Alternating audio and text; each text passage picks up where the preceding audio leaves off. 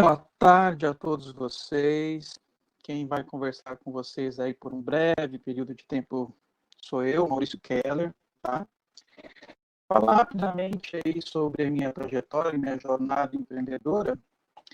Minha jornada empreendedora começa numa cidade interior, uma pequena cidade do interior do Rio Grande do Sul, certo? Quando ainda na minha infância eu admirava o meu pai empreendendo na lavoura e ele acordava cedo, 5 horas da manhã, e já ia, claro, e, produzir arroz irrigado. Lá no sul tem um sistema diferente, não é por aspersão, é por inundação.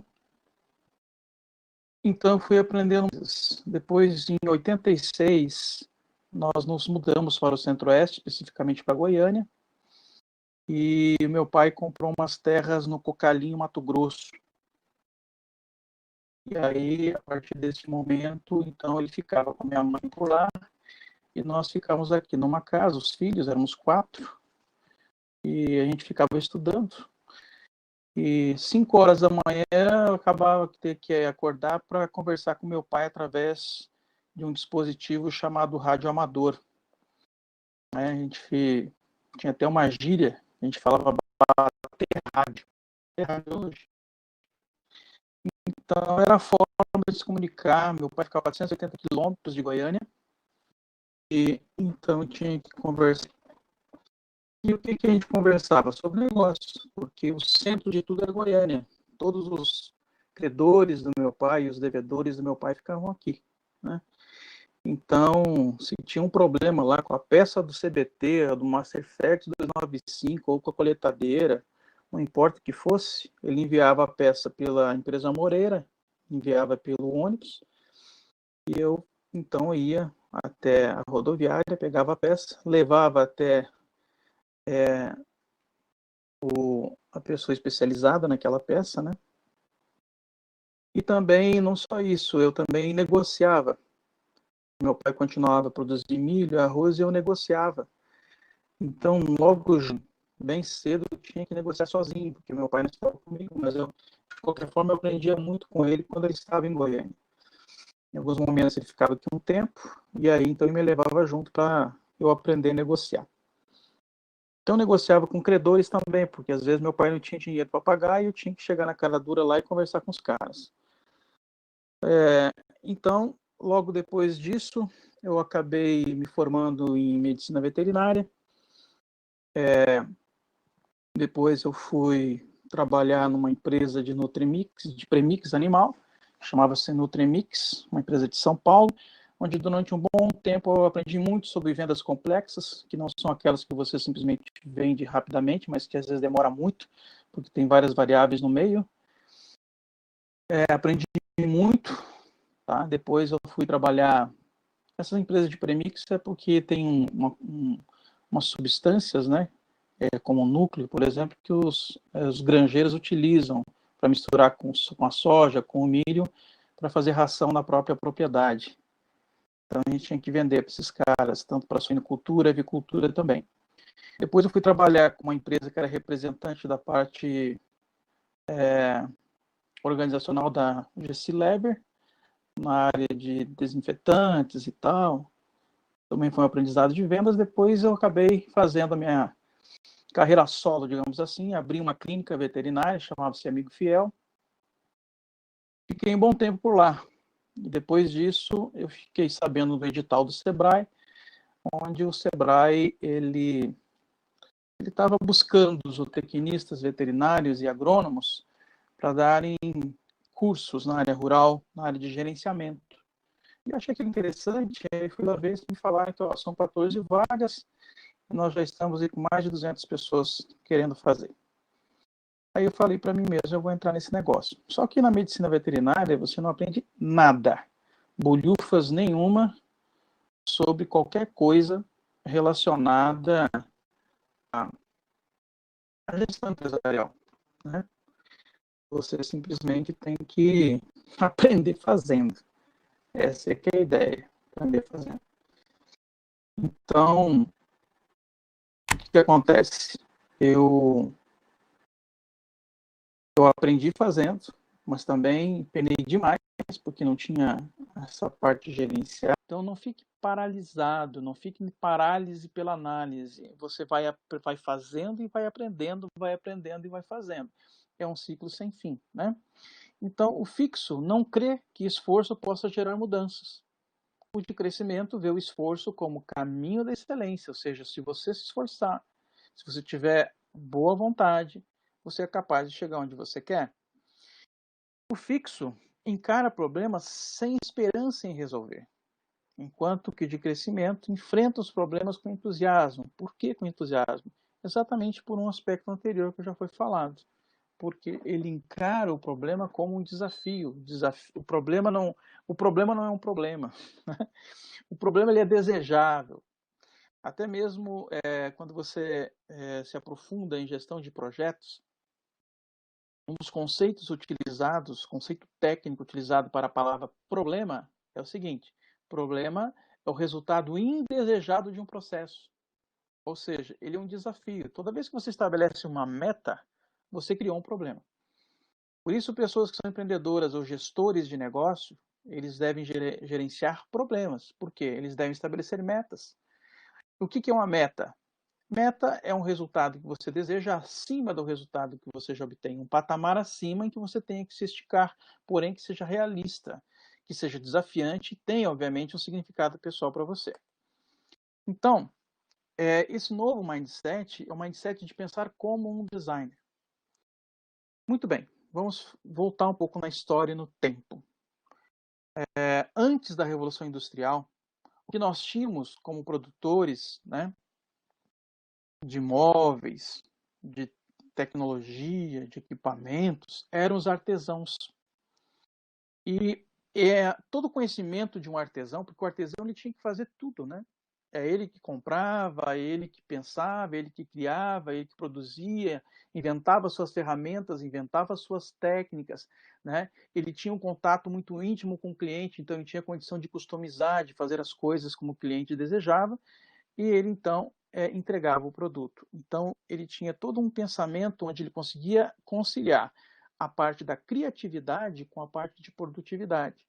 Só que quando veio a Revolução Industrial, transformaram o ser humano em máquinas.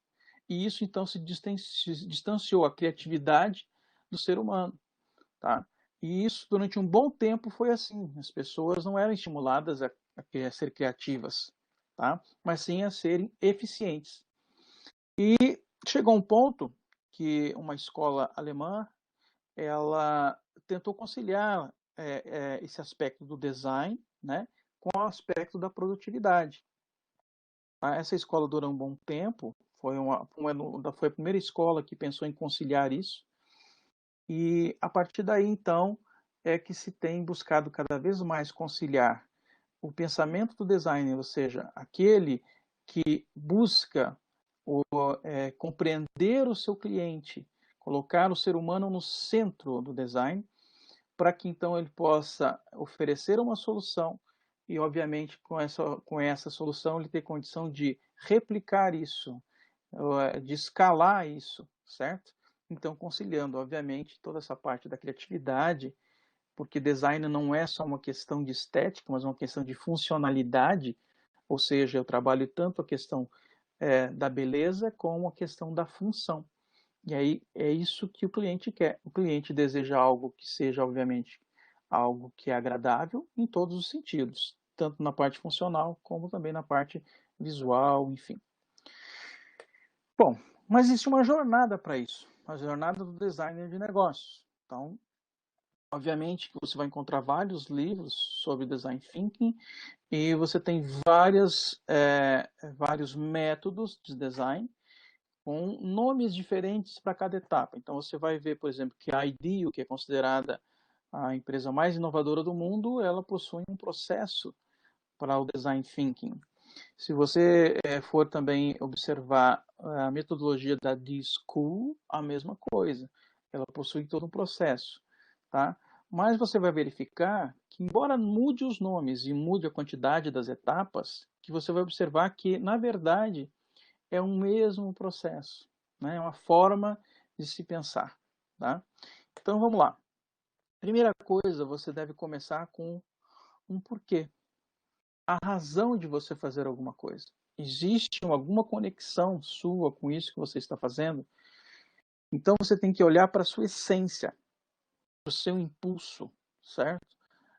O que me traz aqui? Tá? Por que eu estou fazendo? Por que eu quero? Por que eu estou fazendo isso? Tá? Depois, você tem que começar com o que você tem aqui agora. Não adianta você querer esperar o momento certo. O que eu tenho aqui agora que eu já posso começar a experimentar, enfim. Depois descubra o seu cliente, né?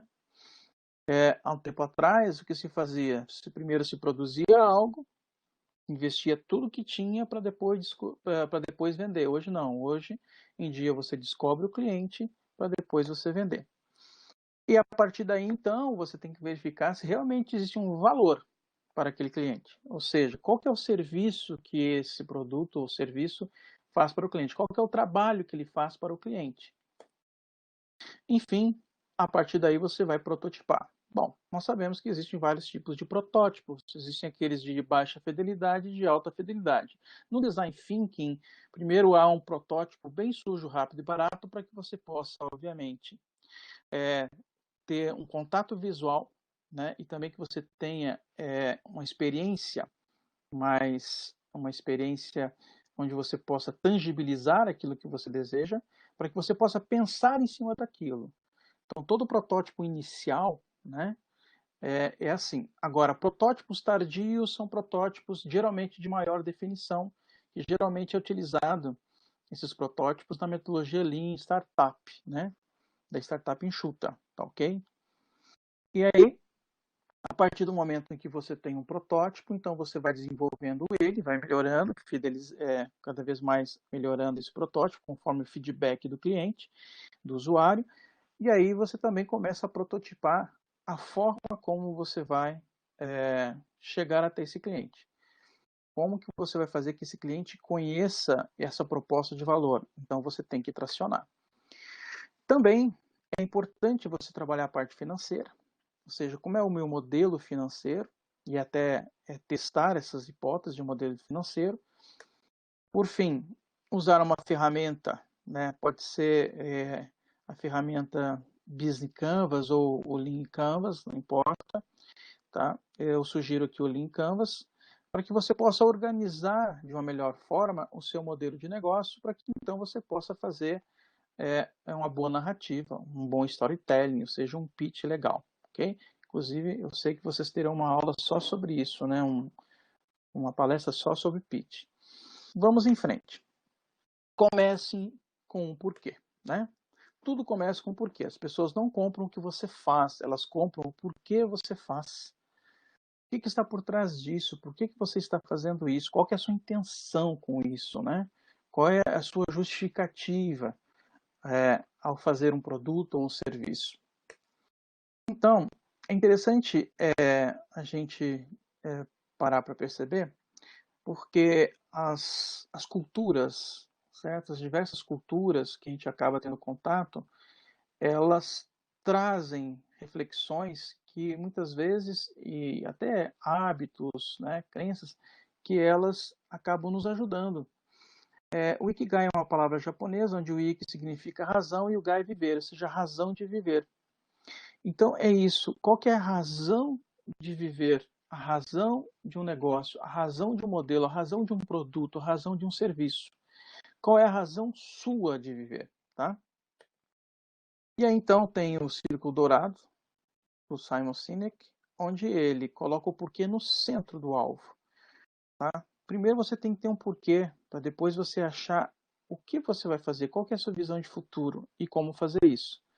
Tá? Então eu tenho que ter uma intenção muito forte, um desejo muito forte, algo que realmente mexa comigo, que tenha muito valor para mim, para que eu possa visualizar aonde eu quero chegar e aí então eu fazer o como eu quero chegar lá, certo?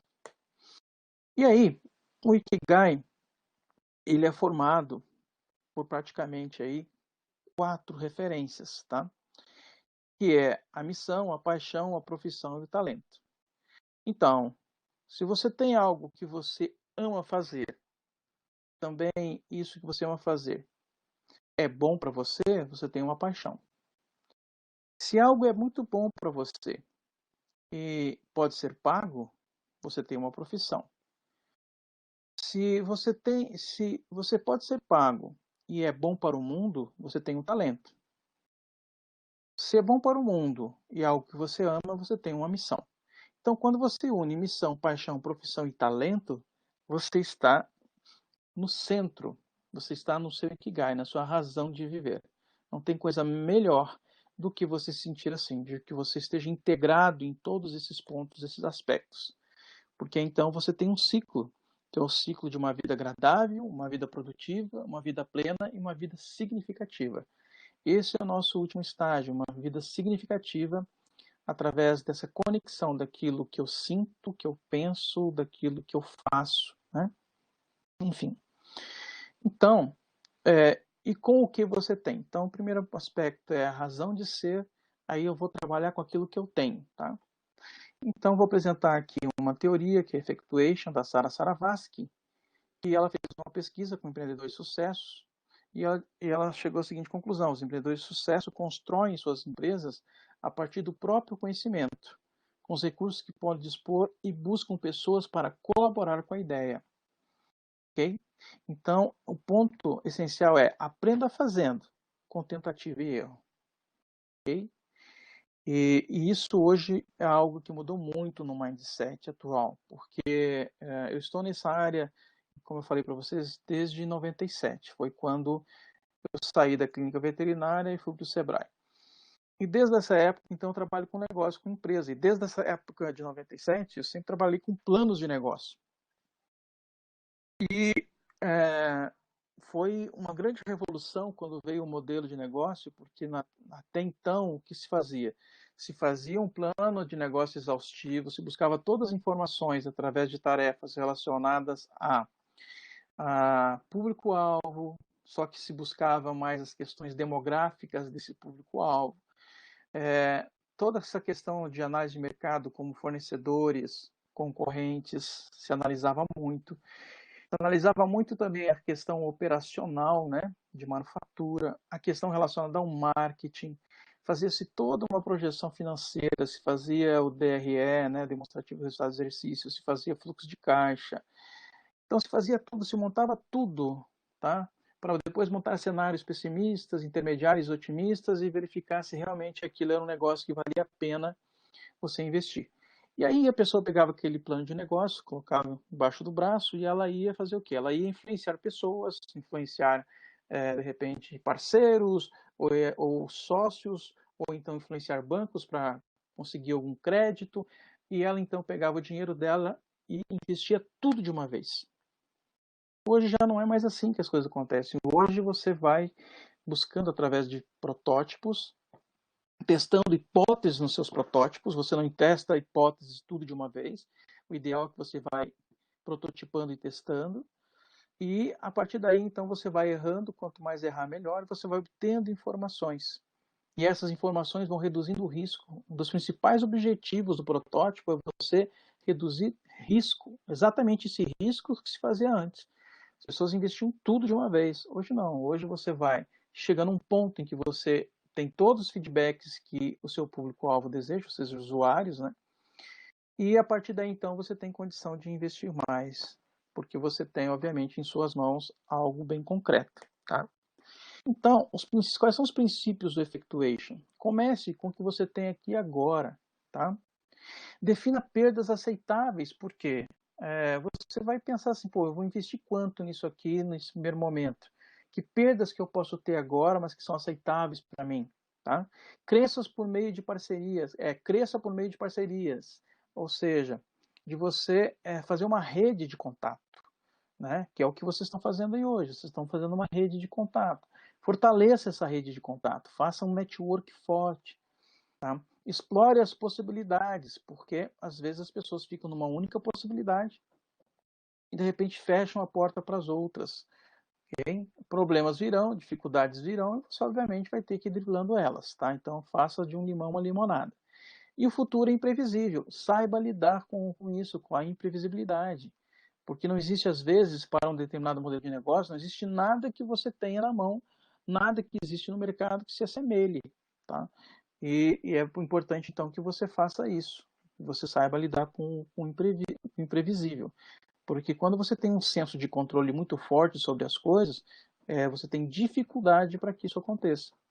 É mais ou menos como, por exemplo, quando você trabalha com pessoas que têm mindset de design, por exemplo, que seja um músico. Quando o músico está fazendo uma música, ele não fica controlando como que essa música vai ser. Ele simplesmente vai fazendo, vai surgindo as coisas. E é assim que é hoje. Você pega, por exemplo, uma pessoa que vai fazer um desenho, muitas vezes ela não tem o desenho na cabeça. Ela vai fazendo o desenho e o desenho ele vai acontecendo à medida que ele vai desenhando. E os insights vão acontecendo à medida que ele vai desenhando. A mesma coisa com o início de um negócio. Você vai pintando esse negócio, você vai modelando esse negócio à medida que ele vai acontecendo.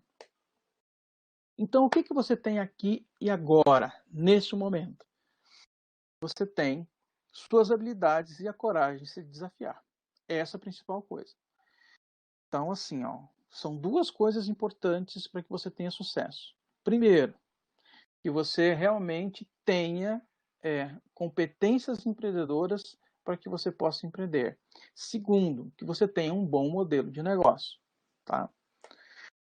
Então, aqui é um caso de um cara que começou do nada e hoje o cara está faturando alguns milhões, né, com esse produto aí, com o Brownie, né?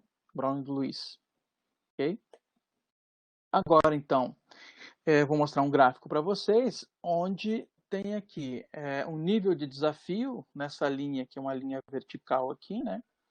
E na linha horizontal, o nível de habilidade. Então, faz aí uma matriz onde se busca entender como é que fica, né, a sua energia, dependendo do nível de desafio que você tem para uma tarefa e o nível de habilidade que você tem para aquela tarefa. Se você tem um nível baixo de desafio numa atividade e um nível de habilidade baixa também, você tem apatia. Você não se interessa por aquilo, aquilo passa por você. Agora, se você tem um nível alto de desafio sobre algo, aí você tem que enfrentar um desafio, mas você tem um nível baixo de habilidade, de conhecimento, de técnica, aí você começa a se preocupar. Já tem uma preocupação. Se você tem um alto nível para um baixo nível de desafio, te dá tédio, porque aquilo é uma coisa muito fácil para você, uma coisa que você faz, né, com os pés nas costas, né, como diz a gíria popular, tá? Agora, se você tem um nível alto de desafio e baixa habilidade, da preocupação ela passa para uma ansiedade. Por quê? Porque aquilo é algo que você não controla, é algo que você desconhece, é algo que não está nas suas mãos. Tá? Você não tem condições. Tá? Geralmente, quando você está nesse patamar, onde o nível de desafio é elevado e a sua habilidade é baixa, você tem algo que é muito arriscado. Então é alto risco para você. Você está contando muito mais com a sorte do que com a sua habilidade. E todo empreendedor ele não pode ficar contando com a sorte, ele tem que contar com a sua habilidade, ele tem que conciliar desafio e habilidade. Tá? Um exemplo que a gente dá no Empretec é o seguinte exemplo, né? Se eu fosse jogar com você, você iria jogar comigo para decidir qualquer coisa que seja. Você jogaria comigo dado, joguinho de dado, né? De dadinho, aquele que você coloca os dadinhos na mão e joga, ou você jogaria comigo dardo, né? Que é aquele que você lança o dardo em um alvo. Então, a pergunta que a gente faz é: qual desses jogos é um jogo de azar? Obviamente que as pessoas vão dizer é o jogo do dadinho, porque ali você não tem como controlar o dadinho. A sua habilidade não interfere no dadinho. Você vai ficar a vida inteira treinando 1 milhão de vezes a jogar dado e você não vai melhorar. Agora, dardo não. Dardos, quanto mais você praticar, mais você tem condição de melhorar.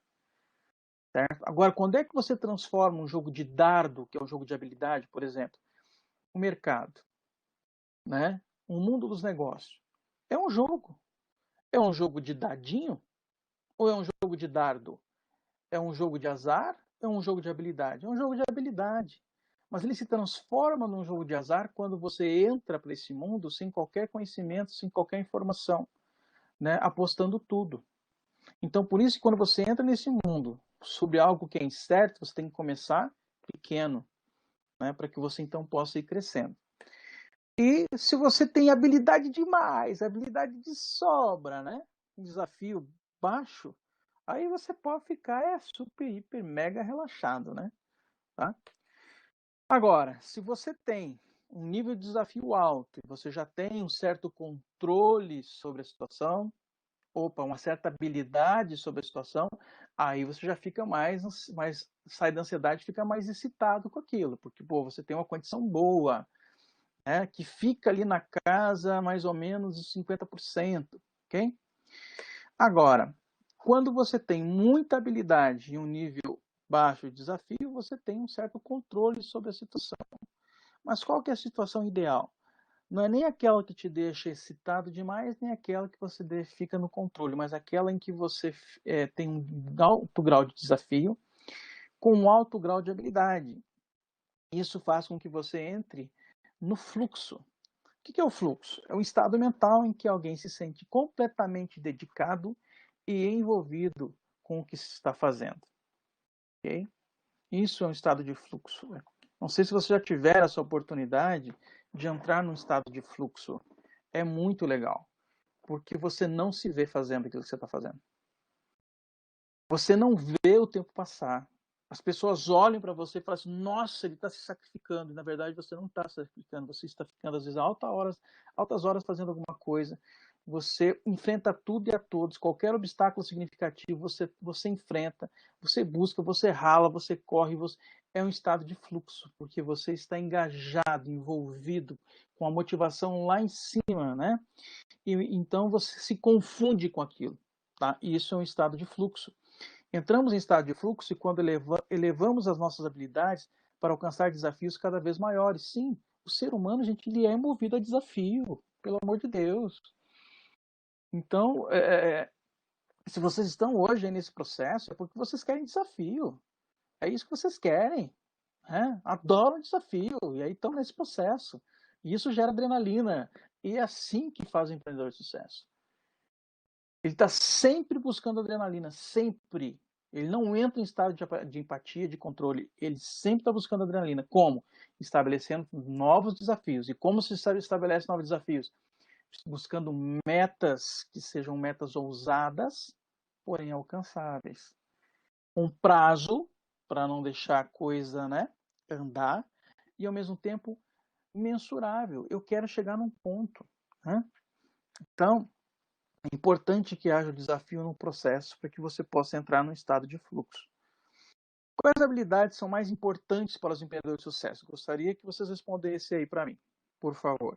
Responda aí. Quais habilidades são mais importantes para os empreendedores de sucesso? Faça esse favor aí.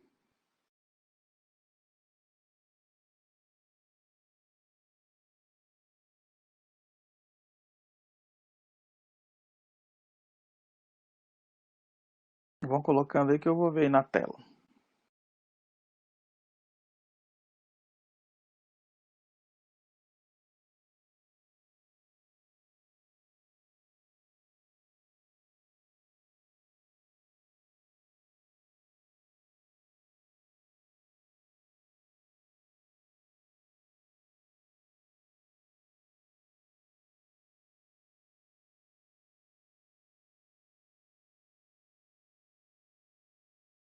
Eu vou tentar entrar com o meu celular aqui também, só para eu poder visualizar no celular o que vocês estão escrevendo.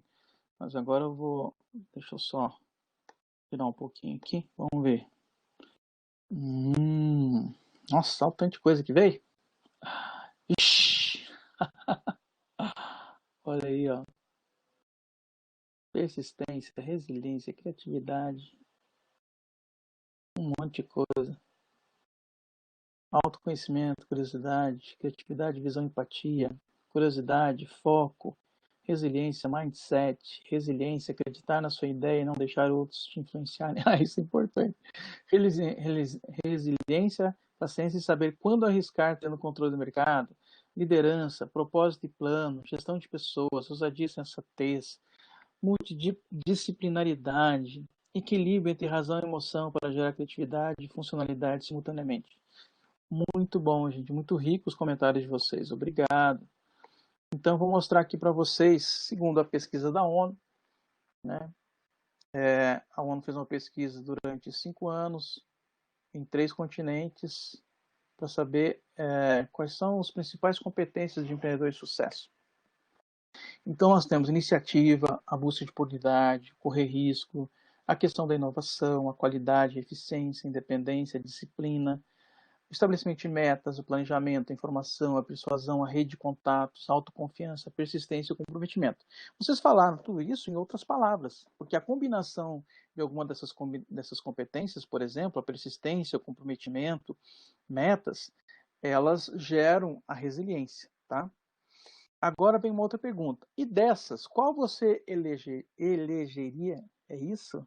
É isso, né? Eleger como a mais fundamental para os dias atuais. Fala aí para mim.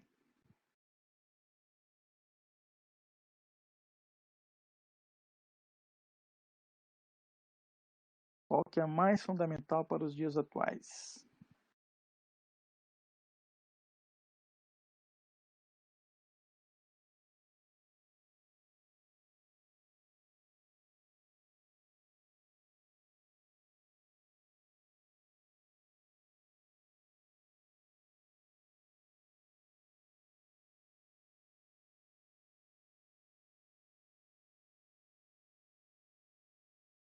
Tudo bem, deixa eu ver aqui o que deu.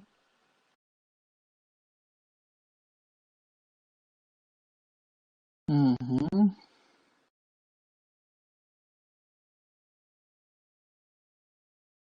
Planejamento, eficiência, comunicação, inovação, rede de contatos, persistência, segurança. Ah, legal. Vou mostrar aqui então. Inovação.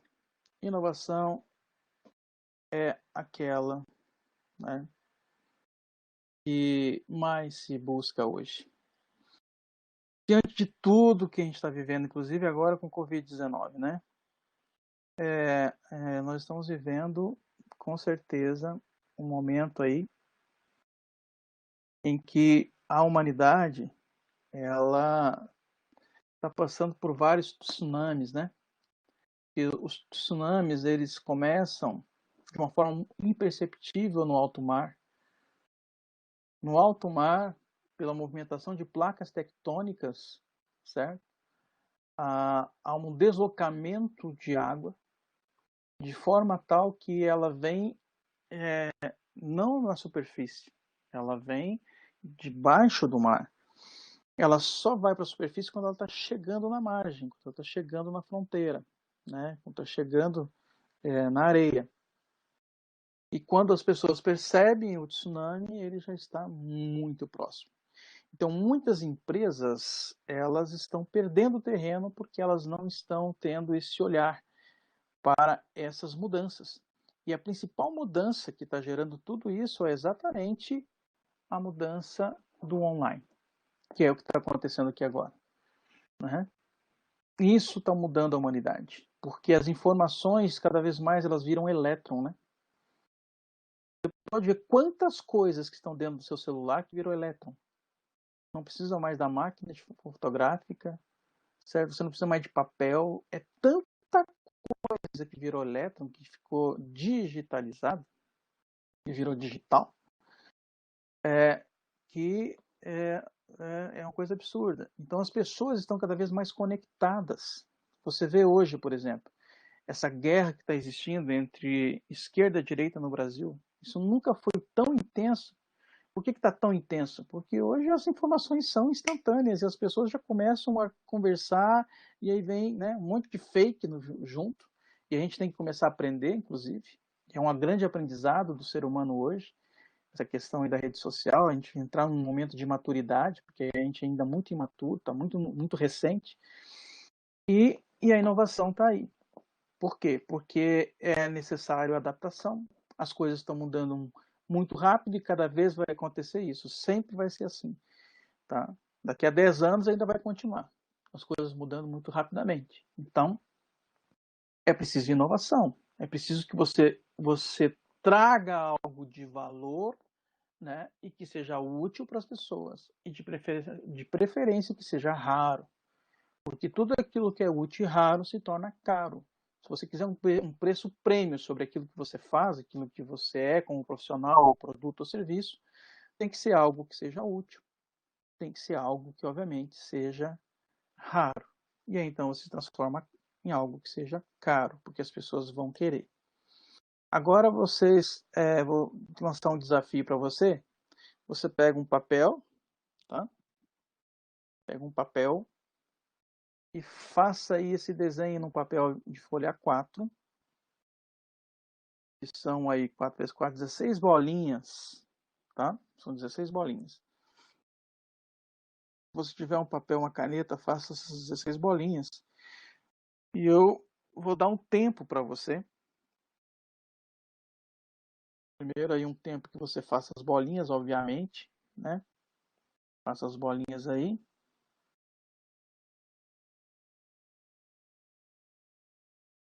E depois eu vou falar para você o que você vai fazer.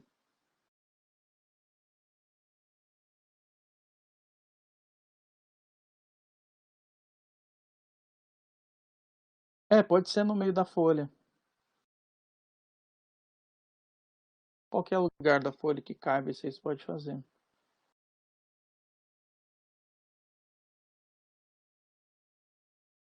Quando tiver com as bolinhas prontas, você me dá um ok aí, que daí eu vejo mais ou menos na média quanto já fizeram. Rapaz, vocês são rápidos. Que é isso? Tá doido? Olha, a Gabriela já fez, a Karina, a Giovana, o João, a Melissa, a Sueli, a Renata, a Andressa, o Paulo. Uh! Agora nem consigo acompanhar mais. Ai, ai. É isso aí, tem gente demais aí, ó. Que bom, muita gente. Muito bem, agora, já que vocês já fizeram, vocês terão agora um minuto para vocês preencherem essas bolinhas, certo? De desenhos diferentes, tá? Porque você pode fazer vários desenhos aí. Pode fazer um quadrado no meio, um redondo sobre um redondo, uma carinha. Você vai inventar, tá? Então, a partir de agora, são 16h32, você vai fazer em um minuto várias figurinhas dentro desses círculos aí.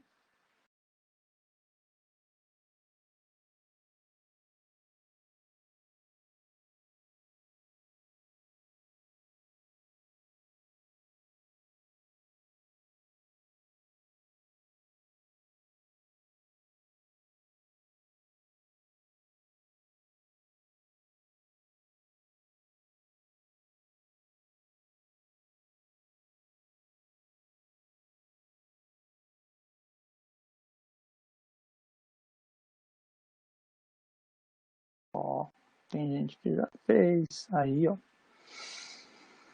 Muito bem. Alguém não conseguiu terminar? Seja franco aí comigo.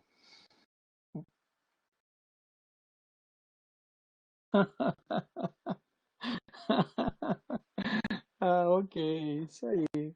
Ok, sem problema nenhum. Isso é só para estimular a sua criatividade, tá? Para você sair fora dos padrões. Que a gente, quando é pego de surpresa, né? O mindset é pego de surpresa, aí você fica com dificuldade, tá? Mas aqui você pode inventar muita coisa, certo? Você pode inventar quadrado, redondo sobre redondo, dois riscos, pintar tudo, pintar uma parte, não pintar a outra, fazer ondinha, fazer carinha, fazer móveis, fazer objetos. Você, pô, infinitas possibilidades, né? Fazer emoji, enfim, tá? Mas é isso, para estimular a criatividade. Então vamos lá. Gente, vamos ter um papo sério sobre criatividade agora. Muitas pessoas acreditam que criatividade é uma coisa que você nasce com ela. Muitas pessoas acreditam que não são criativas, ok? E você? Você acredita que você é ou não é criativo? Tá? Ah, Gabriela, agora que terminei.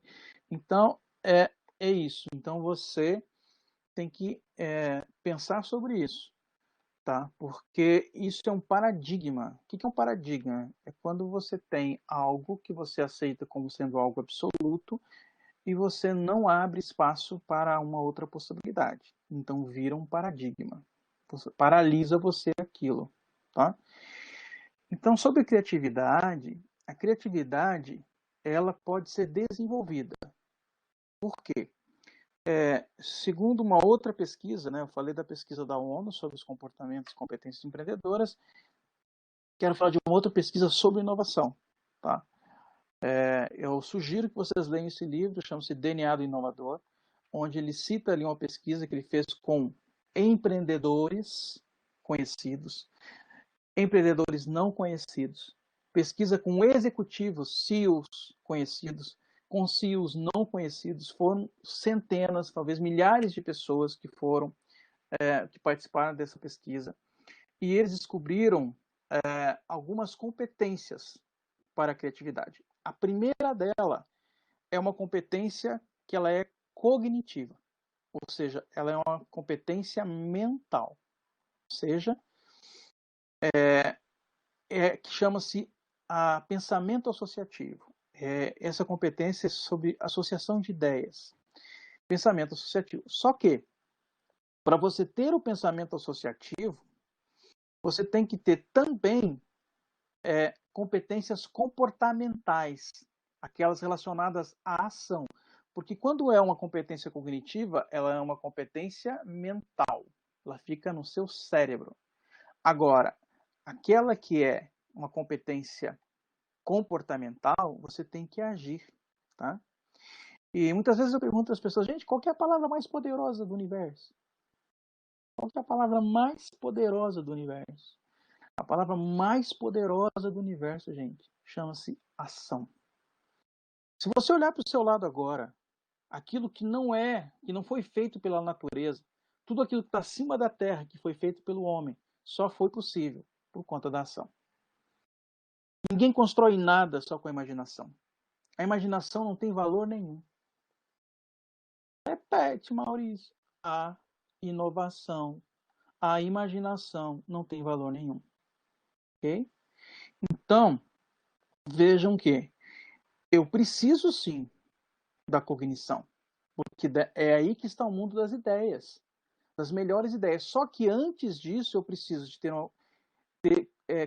competências comportamentais, como o ato de questionar, uma pessoa questionadora, que questiona tudo, que pergunta, né? Outra, o ato de observar a si mesmo, observar os outros, quais são as dificuldades que eu tenho, quais são as dificuldades que o outro tem.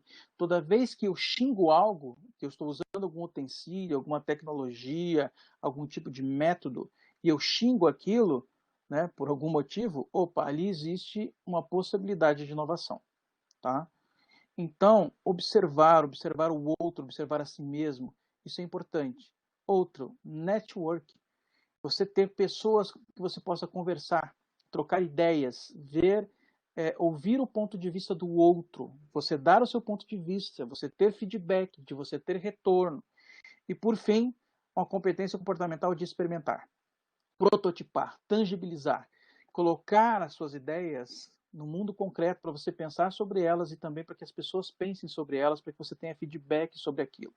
Então veja que são 4 competências comportamentais: questionar, observar, network e a última, experimentar, né?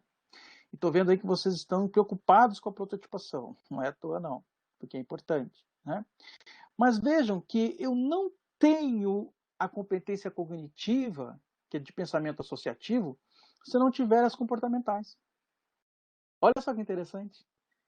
Se eu não tiver experiências de questionamento, ou seja, questionar as questões, de romper paradigmas, de questionar os paradigmas, se eu não observo atentamente as coisas, em todos os sentidos, a observação não é questão de ver, não. É de perceber, é de sentir, né? É de você usar todos os seus sentidos, o tato, a pressão, o paladar, o olfato, a audição, enfim, né? Para que você possa ter experiências completas, então. O networking, para que você, obviamente, possa conversar com as pessoas e ver o ponto de vista delas, você discutir, debater, ter insights, e a experimentação. Todas essas comportamentais é que vão trazer uma coisa para você, que é o ouro do design thinking, que é o ouro da inovação. Qual que é o ouro de tudo? Para que você faz tudo isso? Para ter insights. Por que você faz todo um processo de design thinking? Para ter insights. Para que você faz todo um processo de Lean Startup? Para ter insights. Para que você faz tudo isso? Para você ter descobertas, para você achar coisas que as outras pessoas não acham. Para você perceber que existem pontos que ainda não foram trabalhados, né? Então, a criatividade ela só existe se houver isso, ok? Então, vamos lá. Qual que é para você a diferença entre três coisas, tá? Criatividade, invenção e inovação. Escreve aí para mim, por favor, que eu vou observar aqui. Pensa um pouquinho aí e escreva para mim. Qual que é a diferença entre criatividade, invenção e inovação?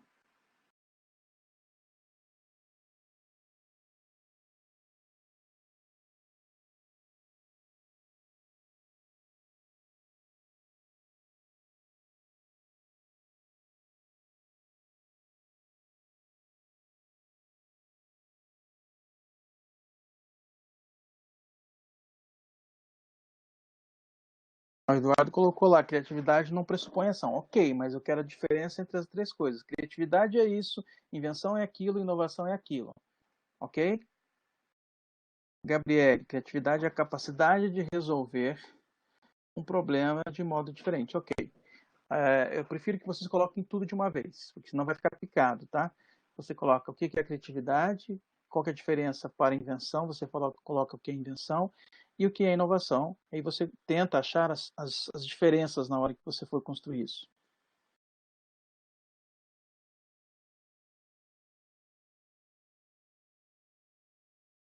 Eduardo, criatividade, Hugo. Criatividade é a capacidade de criar novas invenções que podem inovar soluções para problemas existentes. Obrigado, Hugo.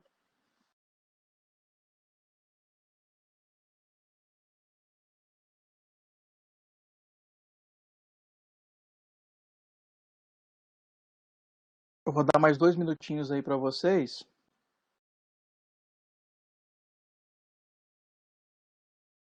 para vocês terminarem esse desafio. Eu vou sair só um pouquinho da sala e já volto.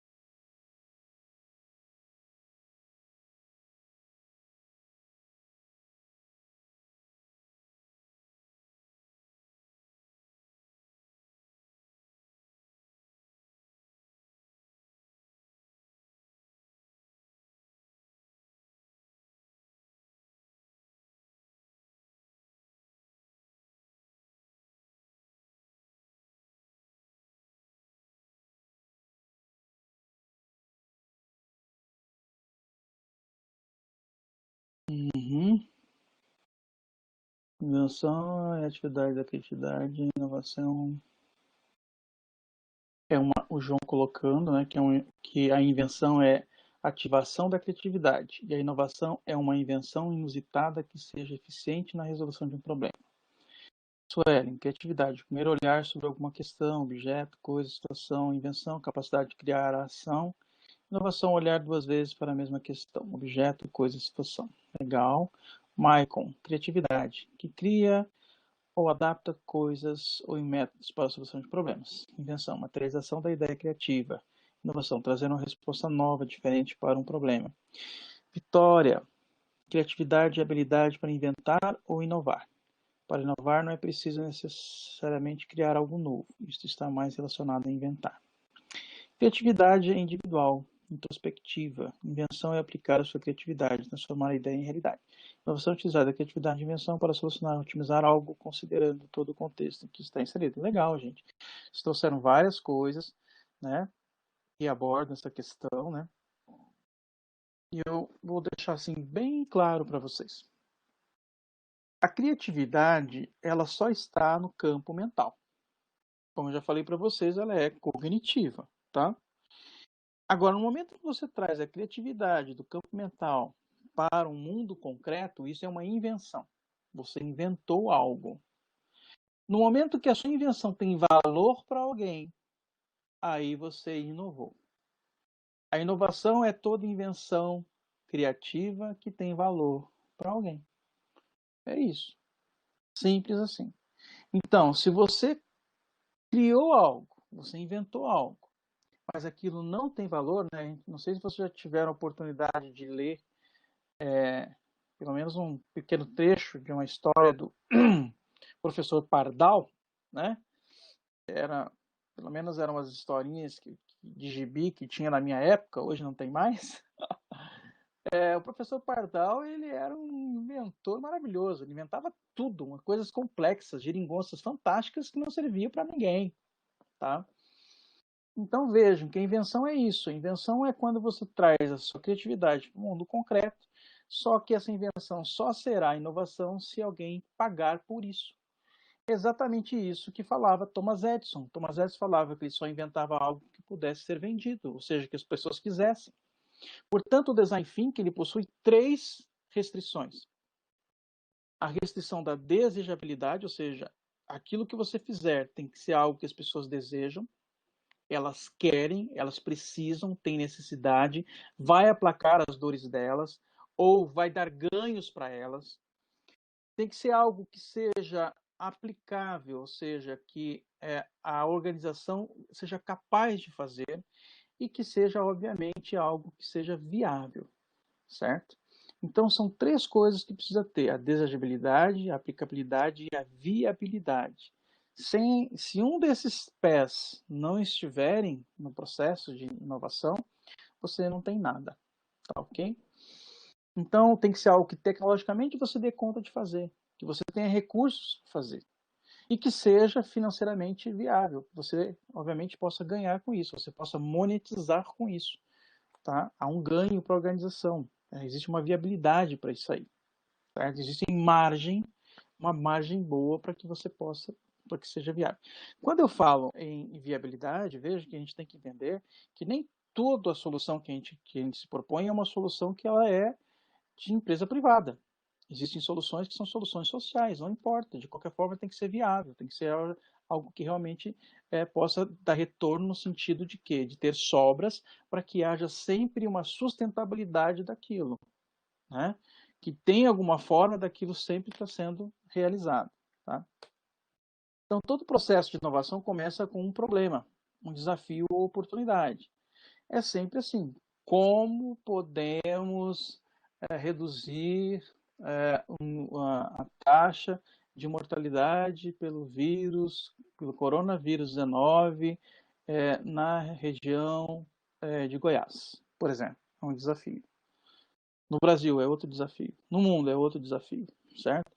Então você sempre começa por um problema. Esse problema, no momento que você começa o design thinking, então ele começa, né, com um desafio, e no transcorrer do processo de design thinking, você pode reenquadrar o problema, porque como você vai ter insights, novas informações, você pode reenquadrar o problema lá na frente. Então, depois que você começou com o que você tem, você então descobre o cliente, né? Eu vou passar um vídeo agora, deixa eu ver se ele vai passar aqui. Não sei se vai ter som aí para vocês.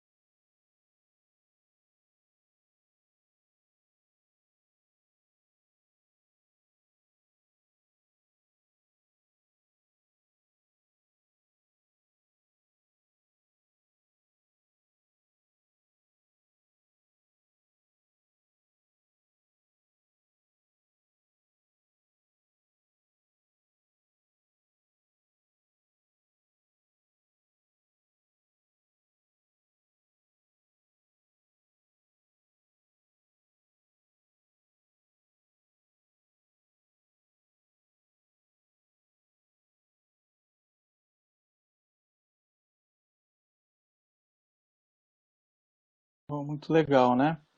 Eu não sei se vocês conseguiram ouvir o áudio. Acho que não, né? Mas pelo menos conseguiram ver a legenda? Aham, tá ok. Não tem problema não. Mas pela legenda deu para vocês perceberem, né? O que estava se tratando. O que diz para nós esse vídeo é o seguinte, que a empatia é você se colocar no lugar de alguém. E quando você se coloca no lugar de alguém, que você tenta sentir o que a pessoa sente, ver o que ela vê, ouvir o que ela ouve, né? Perceber o que ela percebe, quando você faz esse esforço, muitas vezes você está numa situação vulnerável, porque você tem que encontrar alguma coisa, alguma experiência sua que esteja conectada com aquela experiência daquela pessoa. Então, obviamente, que até para você ser empático, você tem que ter alguma experiência de vida, né? Existem algumas coisas que elas são muito instintivas, que não precisa de ter muita experiência de vida para você também sentir. Por exemplo, as crianças são empáticas. Quando ela vê uma criança te vê triste, ela é empática. E ela sente que você está triste, porque é uma coisa que ela já viveu também. Né? Mas coisas mais elaboradas, mais complexas, a criança já não consegue ter empatia, ela não consegue entender o que um adulto vive, o que ele sente. E quando estamos no processo de design thinking, esse é o grande desafio. Porque para que você possa ser efetivamente criativo, para que você possa realmente utilizar a competência do pensamento associativo, você tem que trabalhar as emoções. Não é uma questão de lógica, não é uma questão de raciocínio.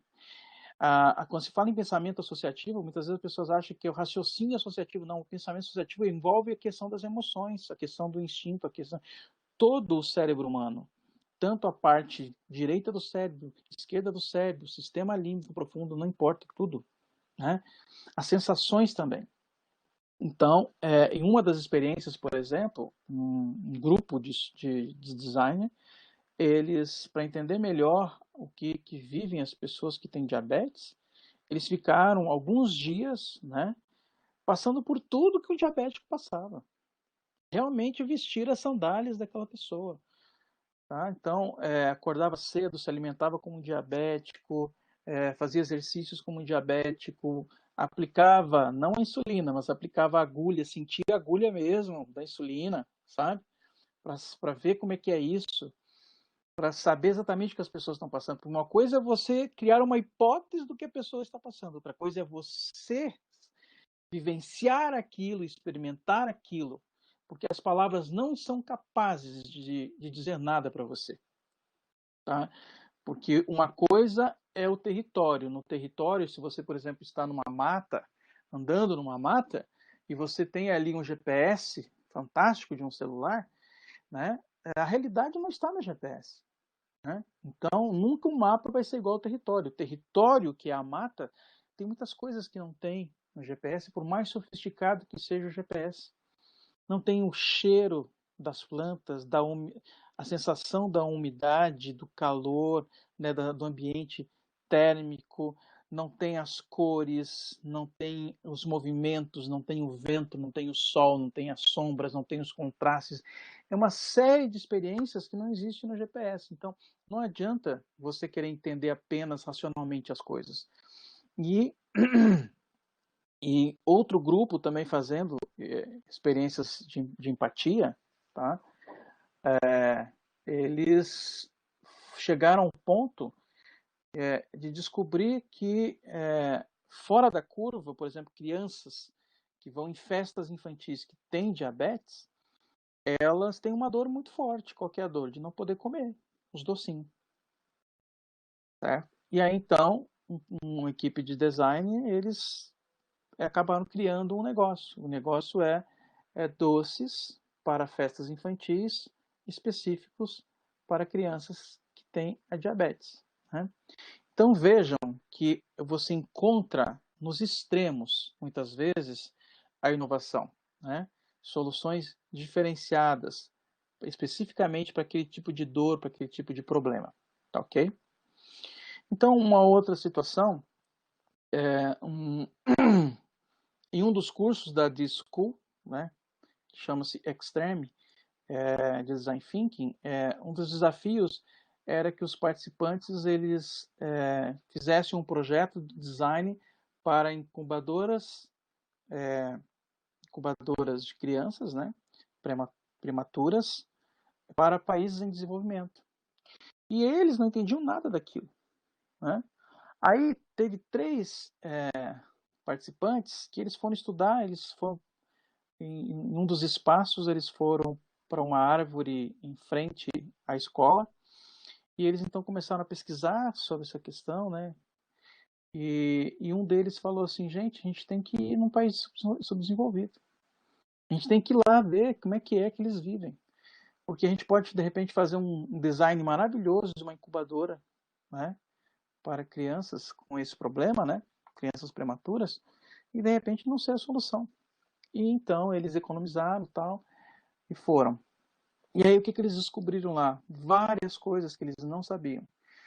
Quando chegaram lá e foram ver nas cidades, hospitais, eles tinham incubadoras vazias. E eles foram perguntar por quê? Porque muitas vezes as pessoas são humildes e elas não têm como se deslocar da localidade que elas estão, às vezes 50 quilômetros dali, aí para ir para o hospital.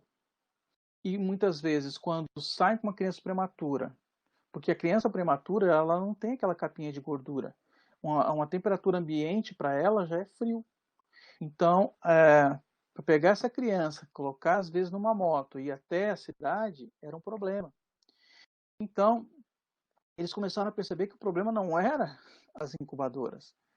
O problema era que não havia como socorrer essas crianças quando elas nasciam a alguns quilômetros da cidade.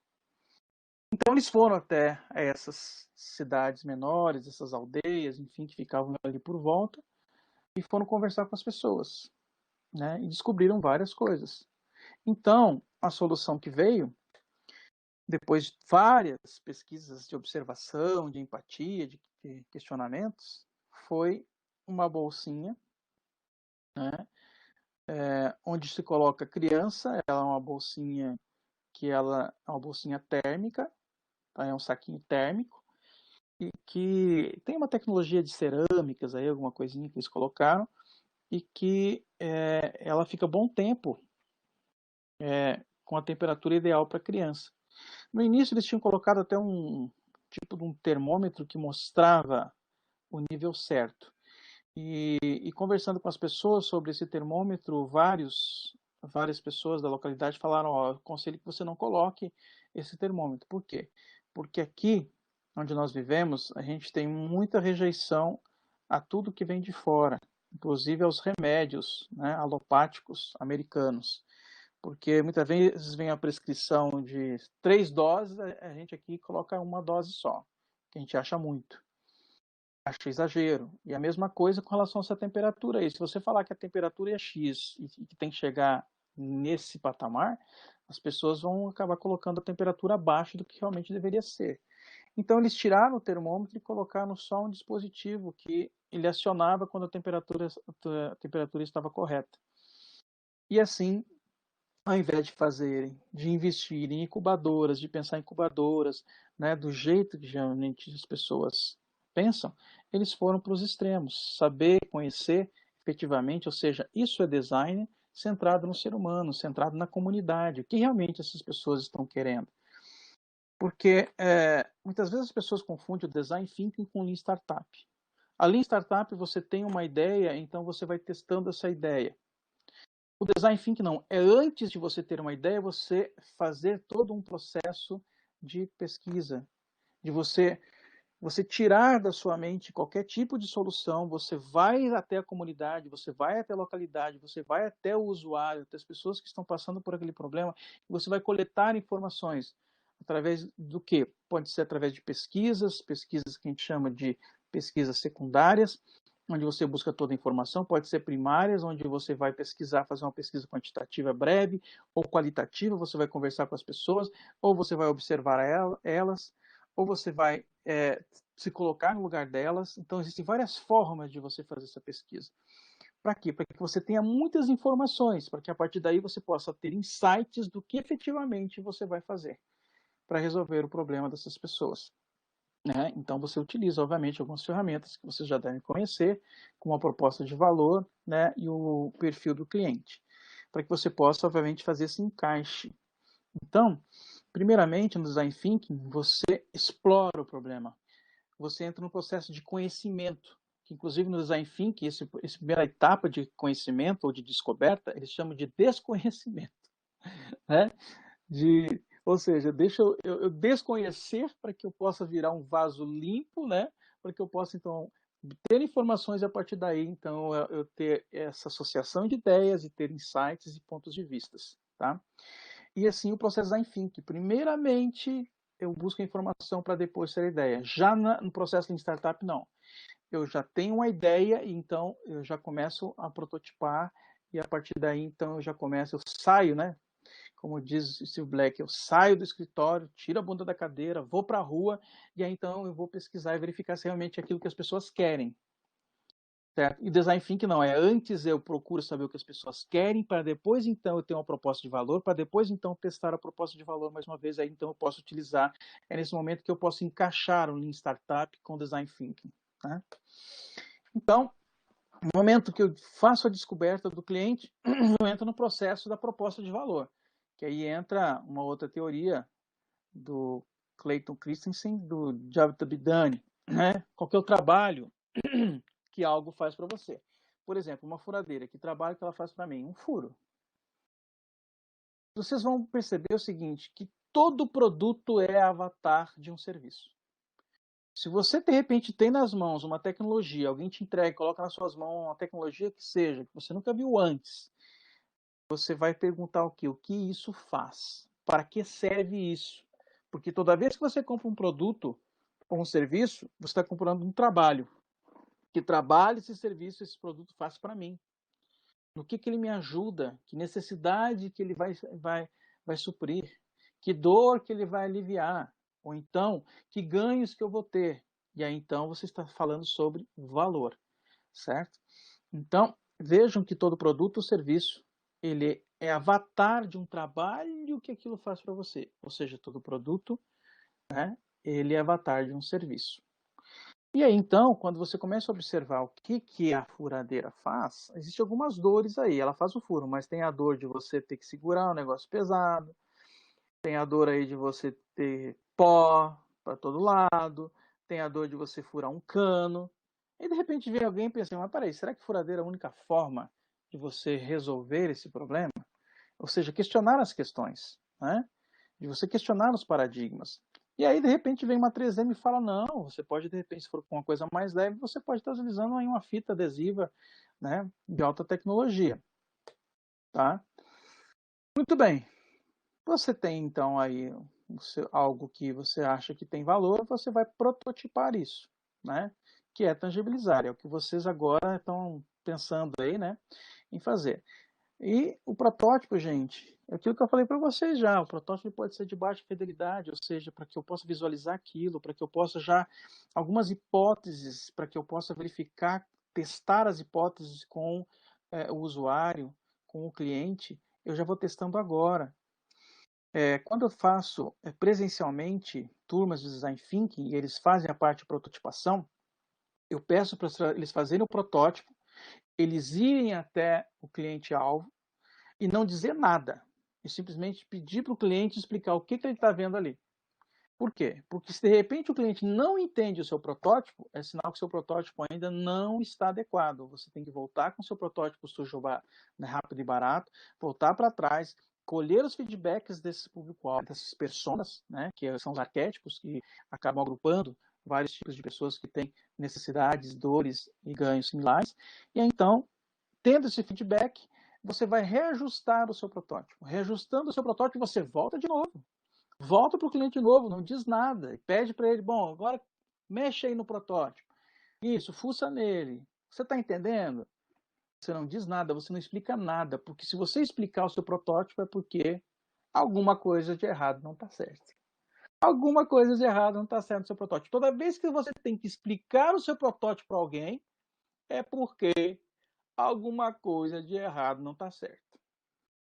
Então, o protótipo ele pode ser de baixa fidelidade, porém, já com algumas hipóteses que você queira testar. Essas hipóteses têm que aparecer para que o cliente possa dizer, e aí, você perguntar, e aí, então você entendeu, tem valor ou não tem para você isso aqui? Você acha que isso é uma coisa que realmente seria significativa para você ou não? Porque toda vez que o seu protótipo realmente, sua proposta de valor, ela está expressa no protótipo, e realmente o cliente vê que aquilo tem valor, uma coisa vai acontecer. O cliente vai dar alguma coisa que é de valor para ele em troca daquilo. Pode ser o tempo dele, pode ser até o dinheiro dele, se o protótipo ele tiver uma fase mais avançada. Tem vários tipos de protótipo. Se você for fazer, por exemplo, design thinking em departamentos dentro de uma organização, você pode fazer encenações, você pode fazer teatro, teatro do serviço, teatro do processo, ou teatro de fantoches. Né? Você pode fazer uma maquete pequena, uma maquete de uma proporção normal. Tá? Você pode fazer um storytelling, um storyboard, tem várias coisas. Eu coloquei aí até esse sanduíche aí, ó, porque muitas vezes a pessoa pensa assim, não, eu tenho que já montar a minha sanduicheria já com o local pronto, uma região pronta. Não, testa primeiro na sua casa com seus amigos, né? Faz aí seu menu, testa primeiro, tira o feedback deles, mas não é o melhor. O melhor não é você testar com amigos e parentes. Melhor é você testar com o público-alvo, com pessoas que você desconhece. Então, você primeiro momento, você pode até fazer com parentes, para você se sentir mais confiante. Mas depois você vai para a rua achar alguma forma para isso. Às vezes você, então, sei lá, monta um carrinho, vai para o lado de uma universidade, vai vender seu sanduíche lá. Porque se o seu sanduíche for bom, tiver um valor justo para o cliente, obviamente, porque daí entra um modelo de negócio, você está testando um modelo de negócio, ele vai te dar algo em troca, algo de valor que ele tem em troca da sua proposta de valor, que é o dinheiro dele. Então você tem condição de buscar feedback, né? E o melhor feedback é quando o cliente compra, com certeza, e ainda quer mais. E com certeza quando ele chama mais gente, pronto, aí é o melhor feedback. Então, olha só, a gente está falando do design thinking de uma forma muito rápida, né? Mas logo que você prototipou, já junto com o protótipo, você também já pode ir buscando fazer a atração. Né? O que é atração? É bastante comum vermos o seguinte: o empreendedor cria algo que os outros querem. Passa um tempo fazendo ajustes com base no feedback da primeira leva de cliente Z. Quando acha que chegou a hora, entra no mercado com tudo e acaba frustrado quando a esperada demanda não se materializa. Já falei sobre isso, né? Então, existe uma regra que é a regra dos 50%. Presta atenção nessa regrinha aqui que ela vai ajudar muito vocês. A solução é desenvolver produto ou serviço e testar canais de tração paralelamente, concomitantemente, ao mesmo tempo. Ao mesmo tempo que você está testando o produto ou serviço através do seu protótipo, você pode também já testar a tração, já testar canais de distribuição e comunicação. A regra dos 50% é dedicar metade do seu tempo para desenvolver o produto e a outra metade para ganhar tração. A tentação de se dedicar somente ao produto é muito forte, porque nos deixa numa zona de conforto. Não tem coisa melhor do que você ficar dedicado apenas ao produto. Mas você precisa vender. Então, ao invés de você testar o produto exaustivamente até chegar no momento e falar agora sim, porque quando você chegar no agora sim, o que você vai ter que fazer? Vai ter que vender. Aí você vai ter que pensar nos canais. Que canais que eu vou utilizar para que eu possa fazer com que o meu produto seja conhecido pelos meus clientes e chegar até eles, né? Então você já pode fazer de forma paralela. Em determinado momento, você já começa então também a testar quais são os tipos de canais que você pode utilizar. Testa-se diversos canais de vendas e comunicação, então.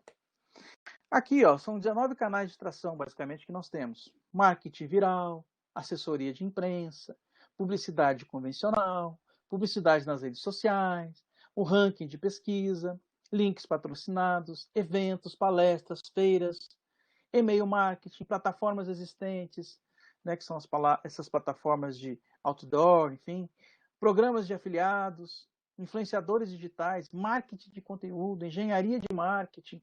Essa engenharia de marketing, para quem não sabe, é você, por exemplo, de repente utilizar um software, fazer um software que de repente ele possa promover o seu produto ou o seu negócio.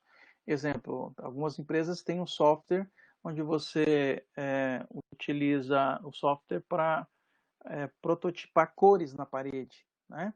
E isso, obviamente, é uma coisa que é gratuita e que, ao mesmo tempo, está ali alavancando o seu produto ou serviço. Parceiros e acordos, né? Fazer parcerias relacionadas à própria marca de alguém, vendas normais, vendas diretas, comunidades, né? Que tem empresas aí que elas, obviamente, elas estão fazendo com que o cliente ele também participe do processo de criatividade, e jogadas publicitárias, que são aquelas que falam assim, uau, né? Olha, são tantas, mas tem um livro que eu vou indicar a vocês que chama-se Tração. É só esse nome mesmo, você vai lá na Amazon e você vai já perceber que livro que é. Chama-se Tração. Quero falar sobre essa questão do marketing viral, né? A Santa Casa de São Paulo, ela fez o seguinte, tem um videozinho na internet também sobre esse fato aí. Ela fez o seguinte, ela colocou nas panificadoras e, obviamente, ela pediu autorização para os donos das panificadoras para que e eles pudessem filmar isso, quando as pessoas fossem tirar a senha delas para ficar na fila, a senha estaria escrito um número bem grande, tipo assim, 3.502. E a pessoa ia ler aquele negócio ali, ela não ia entender nada. Como assim? Eu sou o número 3.502? Aí ela ia ler mais um pouquinho e ela ia observar que existe ali uma frase falando: essa seria a sua posição se você estivesse na fila de espera para receber um órgão doado.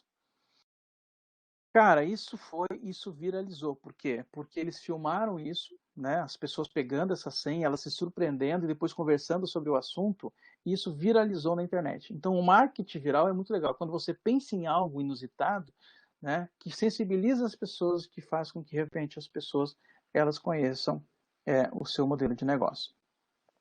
Então, você pode utilizar dessa ferramenta aqui, ó, ferramenta da mosca. Você vai pegar os 19 canais, você vai escolher 6 canais e depois dos 6 canais você vai escolher 3. E desses 3 canais é que você vai investir 1.000 para cada canal no primeiro momento, porque é importante que você gaste pouco, certo? Distribua, então, para você verificar qual desses 3 canais foi o que mais deu retorno. Aí depois, no segundo momento, você pode pegar esse canal com mais outros 2 que você não tinha pego ainda, né, e fazer a mesma coisa, para você verificar quais são os canais que mais ajudam a divulgar e a tracionar o seu negócio, ok? Por fim, você vai ter aí, então, um modelo financeiro, porque a partir de tudo que você está fazendo, tanto no sentido de você prototipar melhor, já começar a desenvolver e tracionar, você vai ter que começar a pensar nos seus gastos, tá? Então, obviamente, receitas também. Então, você vai verificar o seguinte, como é que é o meu modelo? É uma receita previsível? É uma receita recorrente? É mais de uma fonte de receita? Antes de incorrer no custo? Ou seja, antes de eu ter custo, eu já consigo monetizar? Preço que o cliente está disposto a pagar? Custos, também é um custo previsível, eu consigo prever. Estrutura de custo adequada ao modelo de negócio, eu tenho que saber se o custo é variável, se o custo é fixo. Isso é importante, às vezes as pessoas só ficam pensando no modelo de negócio, mas não pensam na questão financeira, e a questão financeira é o coração do negócio. Então, eu tenho sim que pensar no financeiro e eu tenho que entender o que é um custo fixo, o que é um custo variável. Eu tenho que entender o que é lucratividade, o que é rentabilidade. São duas coisas totalmente diferentes, as pessoas confundem. O que é prazo de retorno de investimento, certo? O que é ponto de equilíbrio? Essas coisas todas eu tenho que entender. Eu tenho que fazer alguns cursos, fazer algumas coisas práticas para entender. E conhece-se os mais significativos dos custos. Então é importante você saber quais são os custos que mais vão impactar no seu modelo de negócio. Através de um modelo financeiro simples, você pode conseguir fazer isso. É importante que você tenha algumas métricas, né? Métricas de aquisição, ou seja, que você consegue sensibilizar as pessoas, ativação, quando as pessoas efetivamente compram alguma coisa, retenção, quando essas pessoas então retornam, receita, quando elas retornam mais de uma vez e ainda depois, por fim, elas recomendam. Então você tem várias métricas aí importantes para que você possa verificar se realmente o seu negócio está indo bem. E por fim, com isso em mãos, você tem condição de contar uma história, né? Através do Lean Canvas. Na internet você acha vários vídeos sobre essa ferramenta, tá? Aqui rapidamente para você então, primeira coisa, você coloca lá o seu segmento de cliente, a sua hipótese então, que cliente é esse, né, o cliente-alvo. Depois você vai lá para o número 2, que problema, pelo menos 3 problemas, né, que você realmente está tentando resolver, quais são as dores que você está tentando resolver. O 3, proposta única de valor, ou seja, qual que é uma mensagem única, clara e atraente, dizendo por que a sua empresa é diferente e merece a atenção dos seus clientes. Que proposta de valor você traz que realmente brilha os olhos do cliente, tá? 4, obviamente, é a solução. São as funcionalidades do seu produto, né? Quais são os benefícios dele para o cliente. 5, quais são os canais? Caminho para chegar ao teu cliente. Então vejam que aqui os canais você pode trazer tanto os canais em si, como que forma você faz para se relacionar com o cliente através deles. Tá? 6, você vai ter as fontes de receita, que a gente já comentou, né? O 7 são os custos, então vejam que esse mapa aí ele é muito similar ao Business Canvas. O 8, métricas chaves, que a gente acabou de colocar ali. Quais são as métricas chaves, né? A gente falou aí de aquisição, ativação, retenção, receita e recomendação. O nono, qual que é o nono? Vantagem justa. Não pode ser facilmente copiada ou comprada, tá, gente? A gente precisa entender o que é essa vantagem justa aqui agora, tá? Olha só. Você analisa um recurso, tá? Um valor seu que é importante. Você pode fazer isso com vários benefícios do sua proposta de valor do seu negócio. Você vai analisar um recurso aí. Eu vou analisar a mim, tá? Maurício Keller. Eu tenho um recurso que chama-se compor músicas. Eu adoro compor músicas, tá? E isso é real, tá, gente? Não é uma ficção. Eu adoro compor músicas. E sou daqueles compositores natos, porque eu faço música a qualquer momento.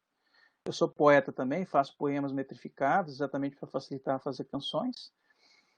E faço música em qualquer lugar, sobre qualquer coisa. Então, os meus amigos, eles pedem muitas vezes músicas para os seus filhos. Eu tenho N músicas que eu já distribuí por aí para os meus amigos, com o nome dos seus filhos. Então, eu pego e falo assim, ó, passa o nome do seu filhote e também tudo aquilo que você sente por ele, algumas características que você já vê, você já enxerga. Caso esteja, né, na barriguinha, não vai ter isso, mas falar um pouco sobre o que você gostaria de dizer para o seu filho. Eu pego aquele texto, aquelas palavras, então vou transformar aquilo em poema e depois em canção. Então isso é um recurso que eu estou analisando, essa minha competência de fazer canções, certo? Assim como o Steve Jobs também era um recurso fortíssimo para a Apple, certo? Porque até hoje, depois que o Steve Jobs ele foi, ele então foi para o que a gente chama de pátria espiritual, né? Ele simplesmente deixou aí um legado enorme e, infelizmente, a Apple não teve nenhum substituto, ninguém que tivesse a mesma competência dele para para que ela pudesse então ter inovações. Então tá, beleza, isso é um recurso que eu estou analisando, a minha capacidade de composição. A primeira pergunta que vem é, tem valor? Bom, isso aí eu vou verificar onde? Lá no meu protótipo, né? Eu vou verificar isso aí testando algumas coisas. Inclusive eu já fiz isso em processo de design thinking, tá? Eu fui testar campo, eu fui até as pessoas, o perfil-alvo, fiz algumas perguntas, enfim. E a grande maioria delas deixou alguma coisa de valor para mim. Por exemplo, o próprio telefone. Então, se aquilo que eu falei para vocês, se a pessoa gosta da sua proposta de valor, ao ponto de ela te dar algo de valor dela em troca, é sinal que ela gostou da proposta de valor. Então, sempre no meu questionário eu colocava lá embaixo, é provável que eu vá seguir em frente com esse projeto de fazer músicas, canções customizadas para as pessoas darem de presente. Você gostaria de estar na minha lista para quando isso acontecer eu poder entrar em contato com você? Se a pessoa falava sim, ela me dava o telefone dela, aquilo já indicava para mim que realmente a minha hipótese era válida. Quando a pessoa falava não, opa, então para essa pessoa aqui não é o público-alvo. Então tem valor? Beleza. Se não tem valor, isso é uma desvantagem competitiva. Agora, se tiver valor, vamos para a próxima pergunta. É raro? Ou seja, é algo que é difícil de encontrar por aí ou é fácil de encontrar por aí? Então, se não é raro, você tem aí uma paridade competitiva. Por quê? Porque outras pessoas também podem fazer. Né? Tá aí no mundo. Agora, se for raro, você vai para uma próxima pergunta. É difícil de imitar? Isso é importante. Né? No meu caso, é muito difícil de imitar. Encontrei poucas pessoas no meu caminho, nesse tempo de vida, que fizessem composições de uma forma tão rápida como eu faço. Eu não preciso de inspiração, tá, gente, para fazer composição musical. Então, só para vocês terem uma ideia, hoje eu faço parte de uma ONG, certo? Que ela tem 5 CDs e 2 DVDs. E também fazemos musicais. Sou roteirista também. Adoro fazer roteiros de musicais, que é aquele processo em que a pessoa canta, né? Fala cantando, aquela coisa toda. E aí, então, é difícil de imitar? No meu caso, sim, difícil de imitar, certo? Então, aí eu vou para uma próxima pergunta. Mas se não for difícil de imitar, eu tenho uma vantagem. Só que ela não é uma vantagem sustentável. É algo que, com o tempo, eu vou ter concorrências, de uma forma muito rápida. Agora, se é difícil de imitar, opa, legal, porque aí eu já tenho, então, uma vantagem melhor. Agora, mesmo que eu tenha uma vantagem melhor, se não for algo que possa realmente ser praticável, aplicável, que eu possa desenvolver, não adianta nada. Lembra lá das restrições que eu falei do design thinking? Desejável, aplicável e viável? Então, tem que ser praticável pela organização, porque aí sim eu vou ter uma vantagem competitiva sustentável. Então, eu tenho que analisar isso.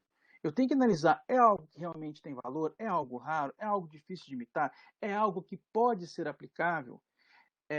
Financeiramente é viável? E aí então você acaba verificando se você tem o quê? Uma vantagem justa, que é o nono bloco. Você tem alguma vantagem que é injusta? Então, para você verificar se você tem uma vantagem justa, você tem que fazer essa análise aqui, certo? Essa análise aí. Então, você tem toda a jornada, né? A jornada do empreendedor aí, em suas mãos, né? Toda a jornada.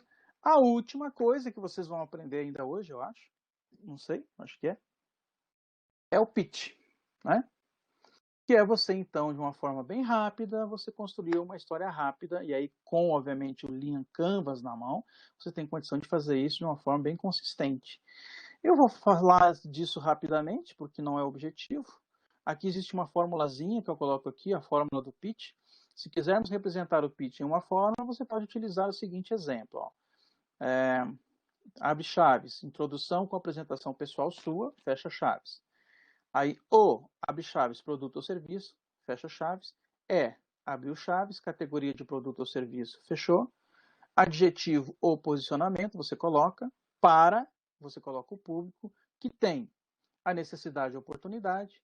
Diferente de, aí você fala da concorrência, isso é importante. Você falar do seu diferencial com relação ao que já existe no mercado.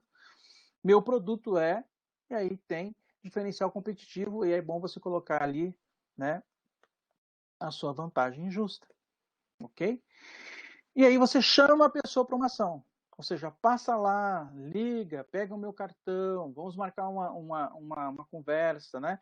Você chama a pessoa para ação no final de um pitch. Aqui então, usando a formulazinha, né? Fórmula do pitch. Olá, meu nome é Fabiano Cruz e eu sou desenvolvedor do aplicativo Coach-O-Matic. O Coach-O-Matic é um aplicativo móvel de treinamento comportamental ideal para executivos em ascensão ou buscando recolocação no mercado. Diferentemente de um processo de coach ao vivo, no aplicativo, você obtém seu diagnóstico por meio de um questionário e recebe a recomendação de programas que vão te ajudar a atingir suas metas. Baixe o aplicativo, experimente gratuitamente por 30 dias e alavanque a sua carreira. Okay? Então vejam que ele está pedindo uma ação no final, né, para a pessoa baixar o aplicativo e experimentar o aplicativo por 30 dias. Então é isso que você faz no pitch, você tem que chamar a pessoa para fazer alguma coisa, ok? Então, o que virou a TOMS? Né? Comecei a conversa lá da TOMS, enfim, o que virou a TOMS? Tá? Hoje é uma empresa fantástica, mas quando o Blake ele voltou então para a Argentina e ele já tinha mais de 10 mil pares, porque ele vendeu 10 mil pares, então para cada par ele tinha, ele se comprometia a vestir um pé de uma criança. Ele com 10 mil pares na mão, ele foi para a periferia com um monte de gente, de colaboradores, de amigos, para fazer isso. Que vocês estão vendo aí. Isso é Ikigai. Ele conta que quando ele fez isso pela primeira vez, foi uma das maiores emoções que ele, se não a maior emoção que ele teve na vida dele. Ele não parava de chorar, ele chorava copiosamente pelo fato dele poder ter conseguido uma startup que ela é sustentável por si mesma, sem ficar dependendo de doadores, né? E conseguindo vestir qualquer pezinho de criança, né? Porque ele tinha condição de fabricar todos os números, né? E ver realmente o rostinho das crianças, porque o que ele tinha percebido no primeiro momento na Argentina é que havia muitas crianças que elas ficavam com os pés descalços na periferia e aquilo provocava doenças, além, obviamente, dos ferimentos nos pés, as bolhas, enfim, certo? E é isso que eu proponho para vocês, que vocês busquem, né, fazer na vida de vocês, buscar modelos de negócio para vocês que realmente tem um valor, primeiro, para vocês, uma razão muito forte para vocês, para que, obviamente, vocês possam ajudar a comunidade também. E fazer essa conexão daquilo que faz sentido para você e faz sentido para o próximo. Fico por aqui e agradeço demais, gente, a oportunidade de poder falar com vocês, tá? Agradecendo ao Sebrae também, com essa parceria aí com a universidade, né, para que vocês possam ganhar muito com a união dessas duas instituições, que elas são muito relevantes para o estado de Goiás e para o país também. Muito agradecido.